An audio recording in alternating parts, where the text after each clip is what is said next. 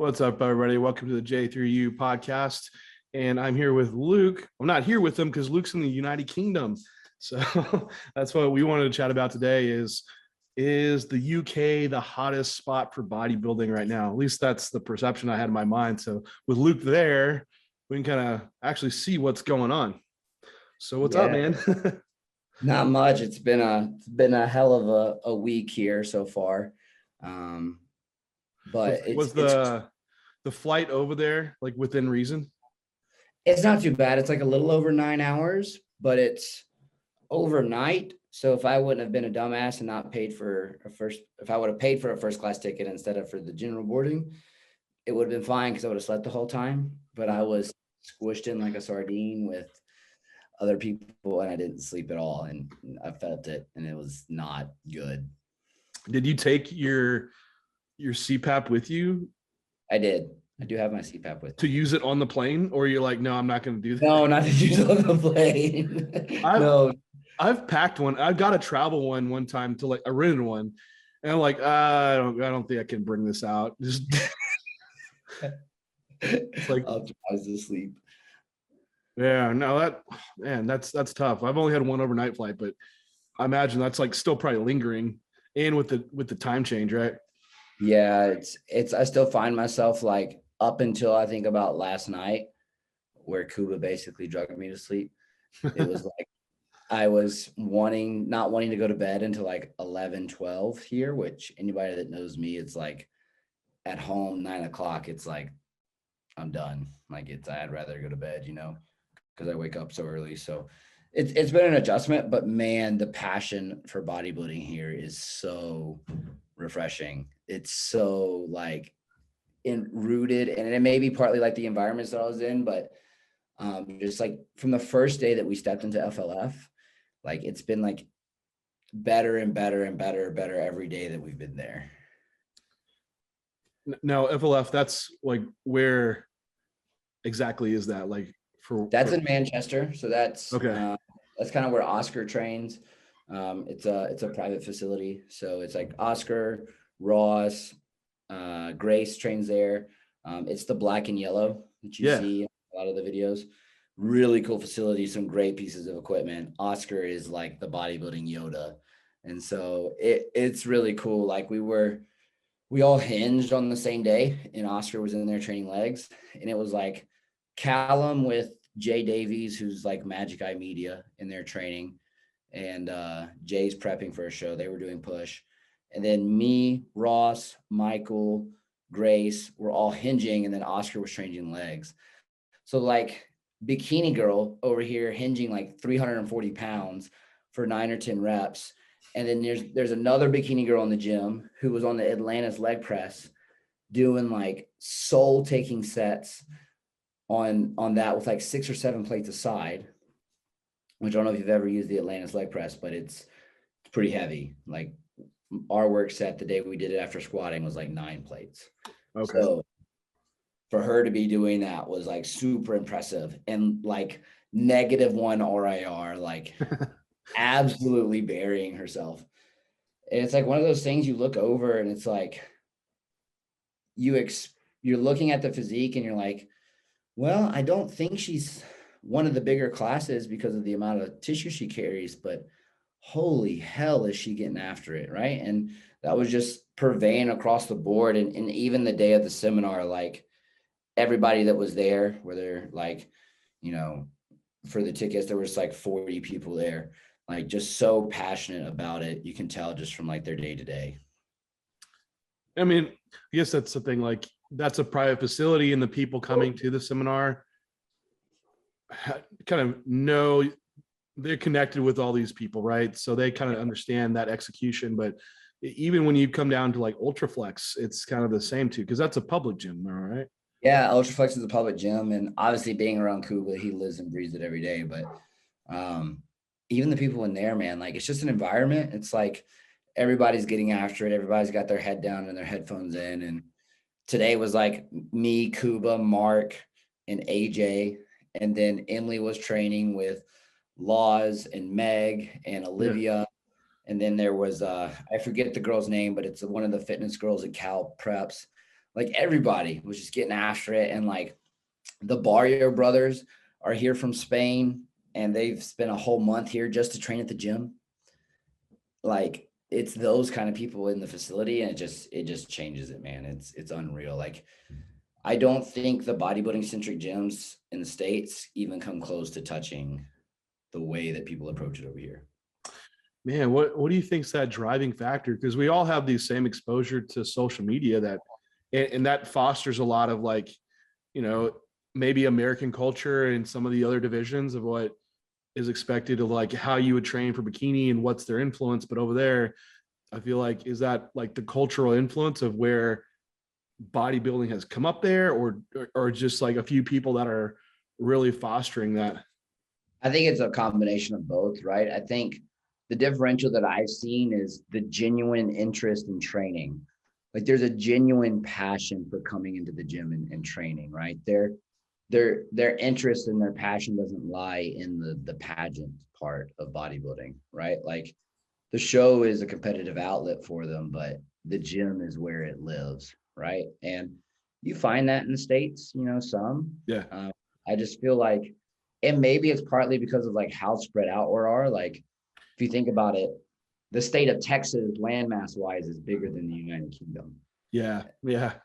And that's one state, right? Like, and I don't know if it's partly that or just culturally, like Dorian's kind of like the grandfather of bodybuilding here, you know, Dorian Yates. And Yeah. that's That's what kind I was gonna bring up. Do you think Dorian has this large influence of like, you need to uphold this kind of legendary status of what he's kind of laid out for yeah, UK bodybuilding?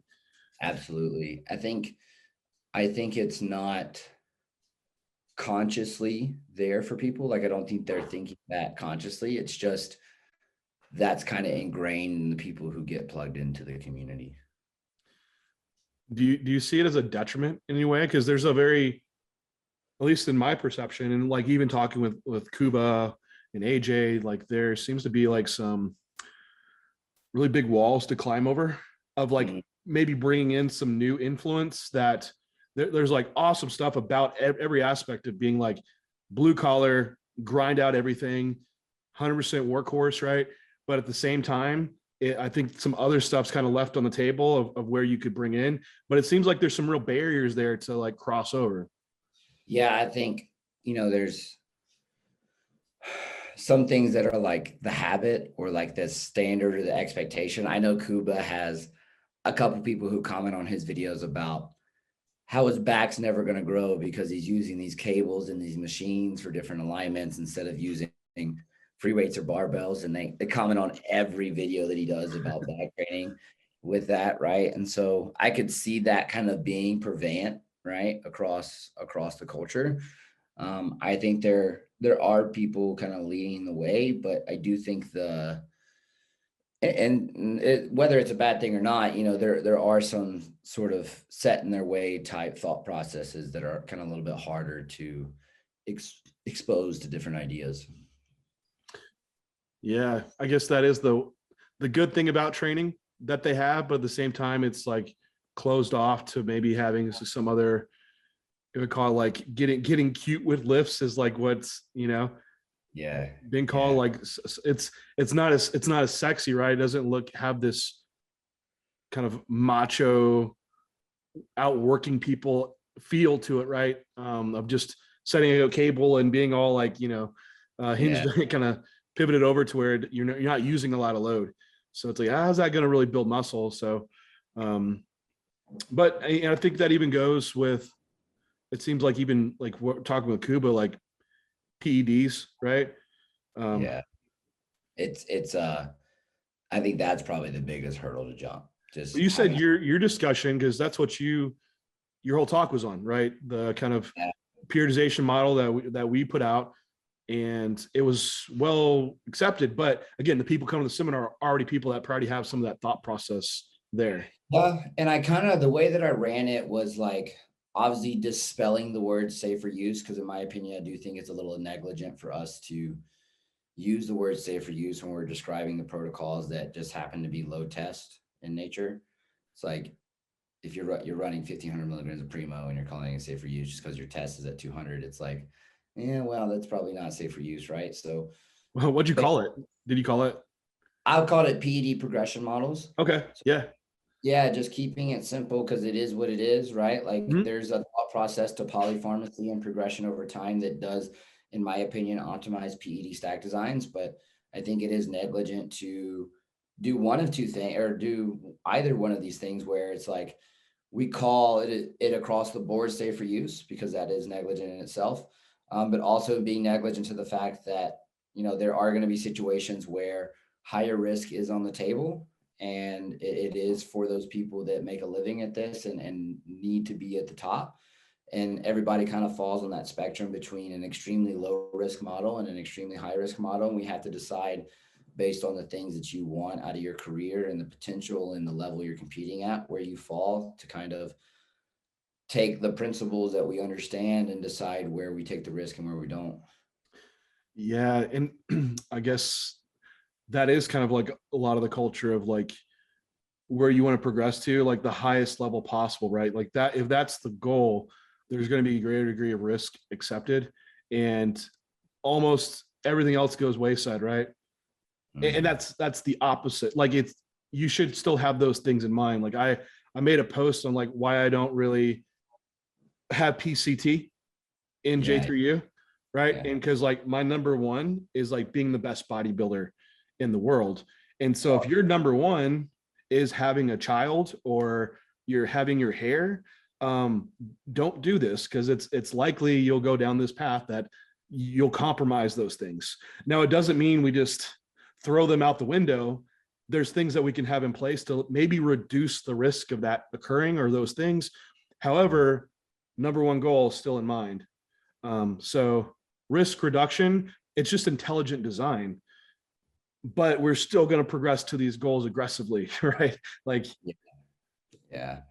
And I think too, there's like some preemptive things that are kind of across the board set with people that we can maybe have a discussion about understanding the conditions that could underlie as like some of these presets. So like every client coming in getting 40 mgs of telmisartan and 500 mgs of metformin, it's like, well, let's maybe look at a needs analysis. Not saying that a large percentage wouldn't, right? I'm saying let's be critical thinking about it because there are certain cases and symptomologies where we wouldn't deploy that, even though we know that PED's influence on RAAS is the primary, and that does kind of warrant the angiotensin-based influence and ARBs or ACE inhibitors, but it doesn't mean that every case that's coming across your table needs it. no, yeah, I definitely agree. I think the model of that's kind of been put out is just getting like kind of copy pasted of these are all the drugs you use and you use them in every situation. And it's not the case. It's a case by case, right? Just like it was funny, like Renee asked me this morning, she was like, hey, should I take telmisartan? Like, no, it doesn't make sense. It doesn't make sense at this point. You just don't fit the criteria needs to have that in place.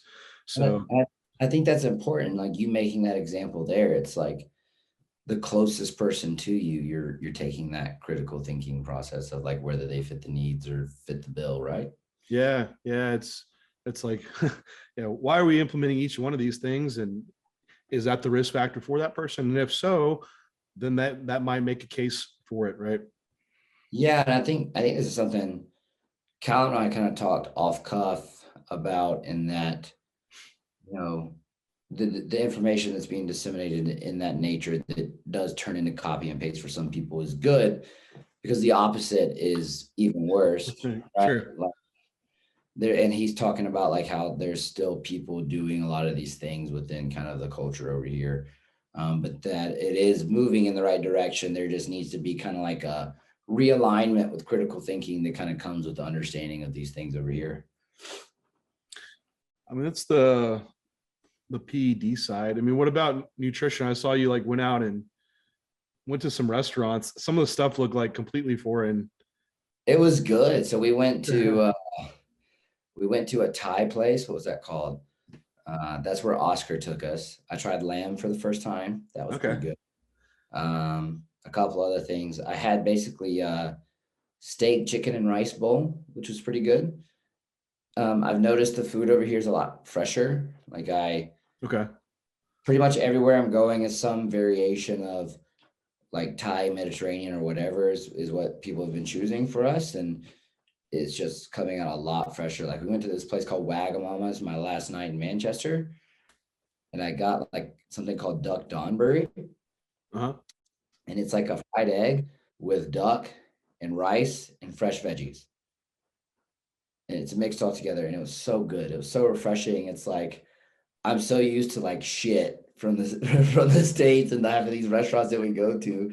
It's like it was so funny. Kuba and I and Meg Kuba and I were talking about this today about barbecue as a food group where we're from in Texas. And barbecue Yeah. a way of cooking like on the grill here in the UK. And it just kind of goes to show like across the board, kind of like food quality here just seems to be a little bit better. Is that different as far as anything like bodybuilding wise, like in application? I think it's relatively similar. yeah. I think you have cultural norms that are like Ross and Grace, who we stayed with in Manchester. God bless them, because they're Irish and they were some of the most welcoming people that I've ever met in my life. Like doing things for me the whole time. Kuba and Meg have been the same way. Like ever since I've been at Kuba's house, I have not made a meal for myself. Oh, jeez. Kuba has made every single meal for me. And I think that's another aspect I've seen too, is just like the open nature and welcomeness here is so prevalent. Like people are happy to see me, like super excited that I'm here, super welcoming, like That's really cool. over the top, like not in a bad way, over the top in a good way, like an unexpected amount of openness and welcomeness and thank yous and all this other stuff. And it's mind blowing, because a culture that's so inclusive here that seems to get so exclusive in the States. Well, that's what I was gonna say. Like after hearing that, that has to have driven a lot of the culture that you see to make it so how kind of across the spectrum everybody implements bodybuilding at kind of this higher execution level, right?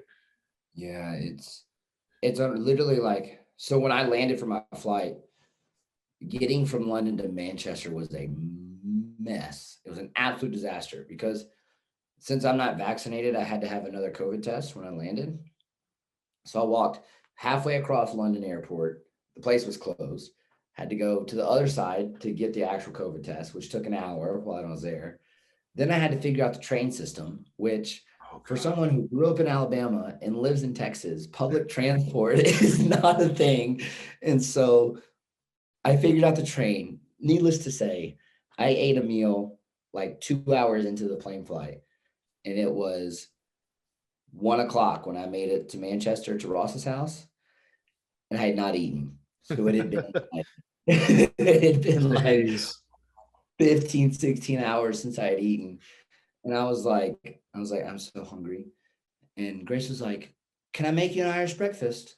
I was like, sure. She's like, it's not going to have everything, but I'll whip up something. And she made like eggs and bacon and bagels and all this other stuff. And it wasn't like the stereotypical Irish breakfast you see when you go to Ireland, but literally as soon as I walked in the door, they were so welcoming. And it's just so cool to see, because it was like, I ate that meal and I was like, probably shouldn't do this, but let's go train legs.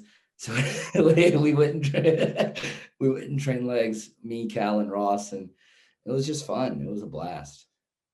No, that is really cool. And travel is tough bodybuilding, because that's what I thought is how much can it throw you off your routine. And Yeah. especially like it's funny you mentioned that, like when Renee and I went to New York and trying to navigate the New York subway system. Oh no. Dude, we got so hangry and we just didn't know what we were doing and where to get off. It was a mess. That was probably like when we were at each other's like throats, like the closest of anything. So it's like just Yeah. But no, I think, you know, with that being said, like kind of in the States, when a lot of gyms you walk in and it's kind of off-putting and you're kind of segregated out, everyone kind of looks at you and it's not inviting at all. So when you go into a gym, you have to like kind of hang around and then get yourself kind of pulled into the crowd. But there it seems like if you wanted to be immediately submersed into like a high level bodybuilder group and advance yourself really quickly. Yeah, it's really cool because it's just a different level of passion that I think that's rarer to see where we're at. I mean, obviously it's a spectrum, right? Like everybody's gonna have their end all be alls, but to be that focused on the training side and focused on your own progress and just executing on the day to day, but at the same time being extremely welcoming is like so opposite of each other, right? Because bodybuilding is such an individual sport and you're Yeah. drawn in and that kind of stuff.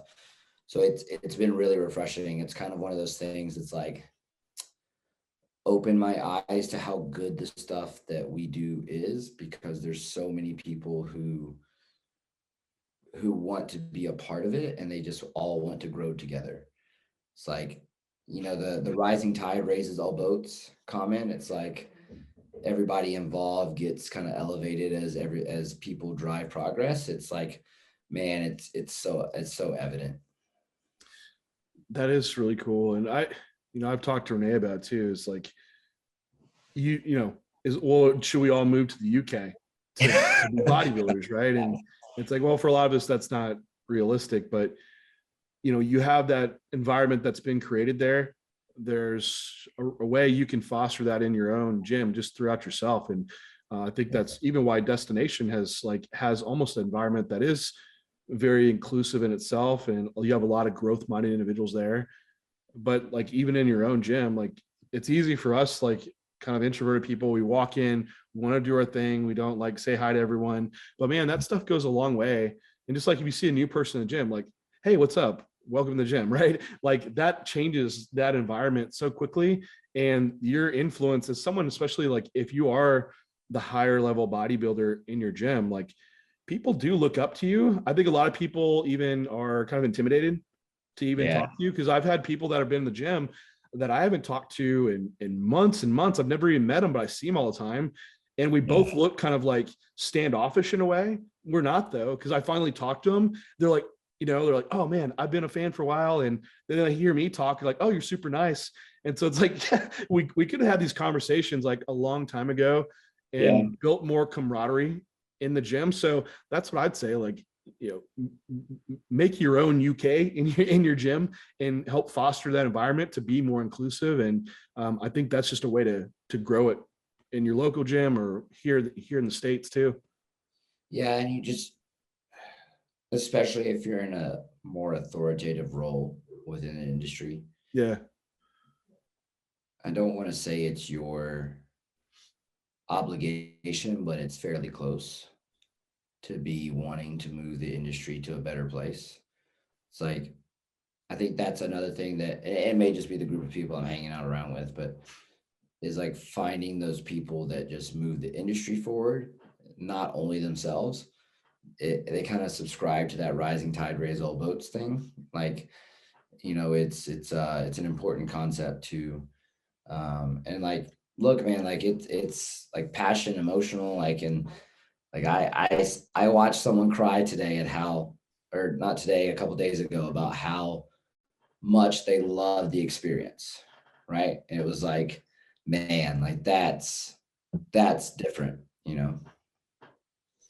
Wow. No, that truly is. Hmm.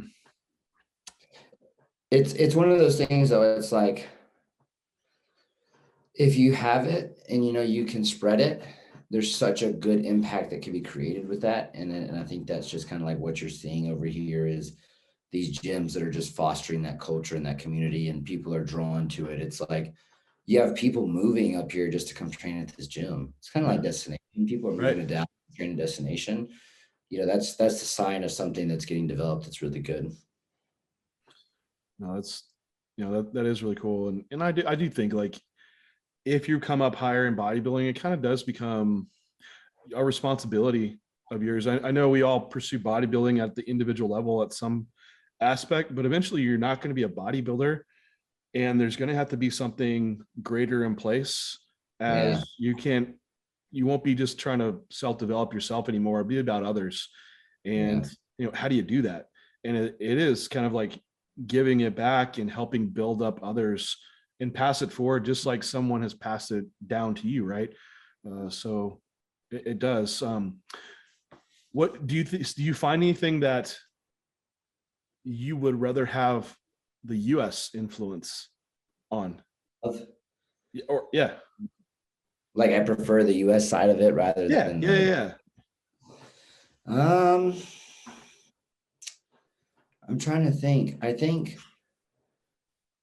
maybe the walking aspect in Manchester, I did like 25,000 steps every day because you walk everywhere, which I know sounds so stupid, but you walk to the gym, you walk to the grocery store, you walk to the shoe store, you walk to I was literally clocking like 2.5 times the amount of steps that I do in a day. Because at home, I'll like make myself go do 8, 9, 10, right? Like making it a point.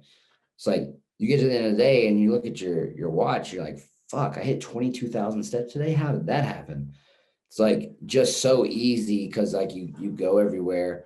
I don't like that. I like it, but it's refreshing, but it's like I think about prepping during that, and it's like, how do you progress anything? Because if you need groceries, you walk to the grocery store. You need to go to the gym, you walk there. It's like I would never leave the house.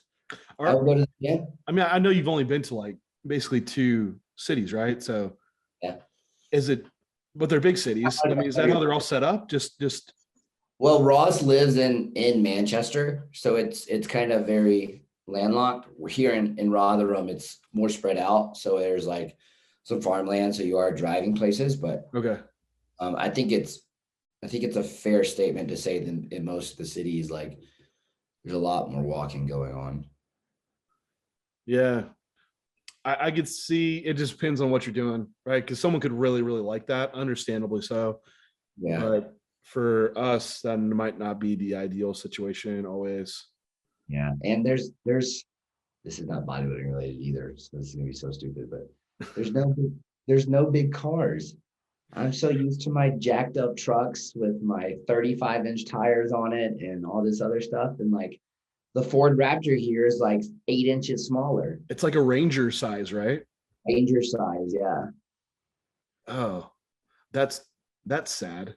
But I mean, I guess there's probably a lot less priority on like, hey, you want the latest, greatest type of vehicle, or well, no, it's just different vehicles. Just different vehicles. Okay. Yeah. More like speed roadster cars than that. I just like my mud tires and that. But I mean, honestly, man, there's probably not much that I would change. They have this stuff called squash that is the best thing I've ever had in my life. Ross and Grace, if you're listening, thank you for that. It's low carbohydrate water flavoring made from like a juice. So like one serving is like 1 gram of carbs. Okay. And it shits on little spray bottles and the powders and all this other stuff. So it's amazing. Never seen it before. And there's this stuff called Soaring, which is like a fruit bread. And it's like super condensed, kind of spongy, so easy to get down. So like all season, I'm thinking like that's so easy to try to eat relative to some of the other foods we have. But other than that, I mean, I think that's so nitpicky, right? Like everything else is pretty similar. Yeah.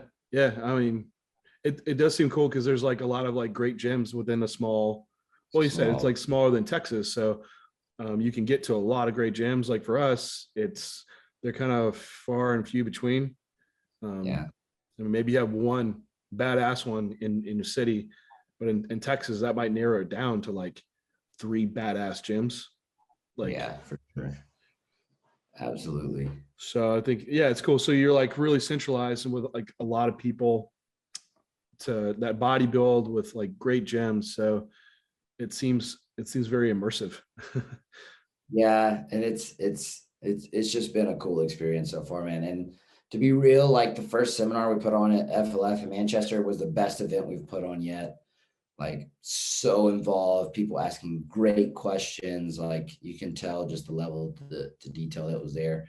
I think I've gotten like 7 logbooks since I've been here for people bringing me logbooks. Like it's been amazing. And then we have the 2-day one tomorrow that's going to be unbelievable. 2 days with like, there's like 30 something participants or something like that. So there's like 36, 37 at the first one. So crazy. So just everyone just logging their lifts. Yeah, I've received like 4, like no joke, 4 brand new logbooks from people because they make them as a product, and so they wanted to give me one. And so like the guys from the lab in Ireland brought me one. Michael Fox sent me one. Like so many logbooks. I got one from JP. Like it was so cool. That is really cool. I'm sure that's like for everyone to be educated on like logging lifts and like the thought process there. I think that's really unique. Yeah, because it's not as common here or in the States, I guess. Yeah, because a lot of people don't log their. I think it is more so, but a lot of people don't even write down their lifts here. It's just very whimsical. Yeah, it's so prevalent. See everybody walking around training after the seminar with like their little logbooks and stuff, and it's just really cool. Yeah, it's like the people that come up there, like whatever division, bikini, WPD, like if they've come through that like process and they got top level, that's what you kind of mirror when you're at the lower end of the levels. So like in the US, like Yeah. we have other divisions that you kind of have happened to come up, and like, maybe you don't have to do everything just right to be at the top level when you're like the genetic elite, but people try to mirror that, and it won't pay out the same for everyone. But like over there, like you then have like this education system of really like training hard, hitting all the big pillars. And Yeah. if that gets mirrored, I think it carries a lot of people a lot farther. Yeah, I think another thing I've noticed too is everything gets started later here, and people seem to have a better relationship with food. And granted, that might just be the people I've been around, but What do you mean by started later? Starbucks doesn't open till 7 a.m. Oh, okay. That's normal people time. We don't all get up at 5 a.m. Well, there's people walking around with their work clothes on and their computer, like they're going to work at like 9:15 in the morning. It's like, you're supposed to have been there like 2 hours ago. Like, what's going on here? Like, especially on the train. Like, you'll be on the train and it's getting off at like 10:15 and there's people getting off for work. Is it a shorter workday or? I don't know. I noticed that a lot. You don't see that. Like if you go somewhere in the middle of the day or middle of the morning in Allen, where I live, or anywhere in like the Dallas area, there's like not people walking around like who look like they're going to work, but it's everywhere. Well, that's I feel like that's like our culture is like we're nonstop, like work. Like you could work like 10 hours a day and that would be completely norm. Like I remember like the last time I actually had to get a real job in the hospital, they're like, they hired me like, hey, the expectation is 50 hours a week. That's like not counting your lunch break either. Like that's like working hours, 50 hours a week. Like that's not a lot of life outside. So, and I hear like other cultures are like completely different. Like they work less, they have like longer breaks, and not to say like they're less efficient in what they do, but they just understand like the balance and all of it. Right? Less wasted time for sure. Yeah.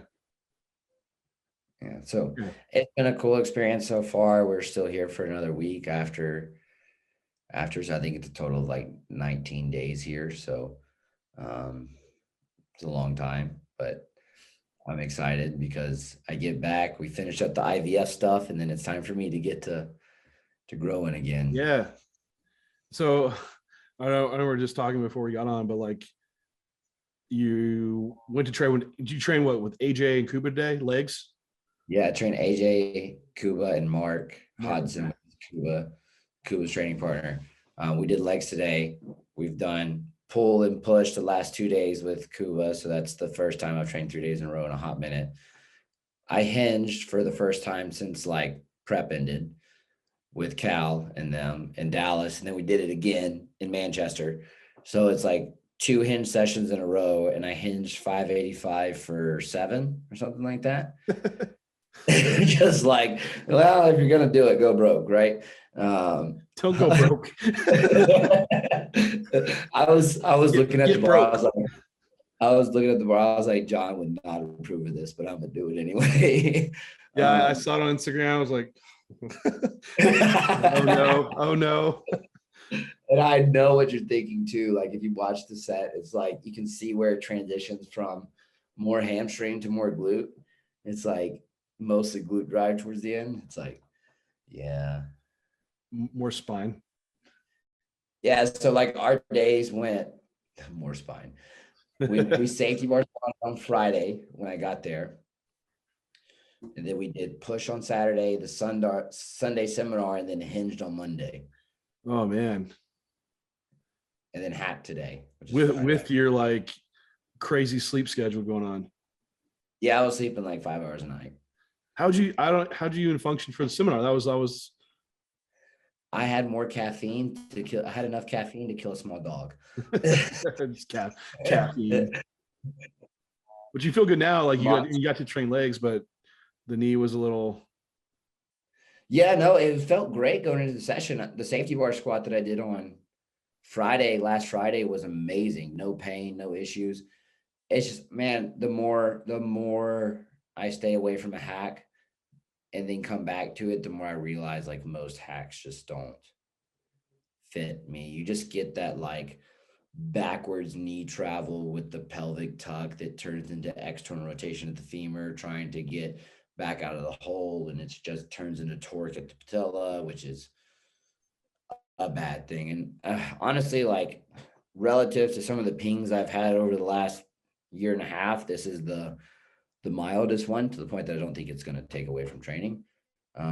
It's just aggravating, you know, because you do the first hacks, literally the first set of hacks I've done since July. And it's like, you're doing the warm-ups and they feel great. And then you do the top set and it's like, oh, okay, they don't feel so great. Oh, well, that sucks. Well, at least it was kind of minor, and hopefully it's not like any major setback. Yeah, I just remembered one other thing though. Finding cold brew here is hard as shit. Yeah. I've had one since I've been here, and it's like an everyday thing for me at home. So yeah, that's pretty routine for you. I need the UK to pick it up with the cold brew. I can't do if it's like super hot outside to do the cold brews, but yeah, like, I guess it is always cold over here. It was like 57 outside and sunny, and they said it was the best weather they've had in like a year. They're like, oh, you wow. must have brought it with you from Texas. I was like, oh. It has been beautiful weather here. Yeah, I assume it's like just rainy and cloudy all the time. Yeah, that's what they kind of said. But it's been unreal, man. Like the kind of stuff that makes you like look forward to being able to get back and be in your routine, because you know that that's here, you know, and it's probably not going to be the last time I'm over here doing stuff. Especially like with Kuba kind of already picking the show that he wants for next year. So, you know, it's really cool. Absolutely. Because we've talked with all these guys and you follow each other, and finally being able to get together and meet up. Yeah. It's almost, you know, you've known these guys for a long time. So I'm sure it's been just a phenomenal time to hang out with everybody, right? Yeah. It's definitely something in the water here. That's for sure. Well, cool, man. Well, glad we got to catch up on it, and we'll let you go because I know it's getting dark over there now, right? Because it's like what, 8:40? Is that right? 7:40. We just had time change. They haven't had their time change here yet. So once they have it, 6 again. Gotcha. So 7:45. Well, cool. We'll have a badass seminar, man, and we'll link up when you get back here. Sounds good, man. Talk to you soon. Okay, later.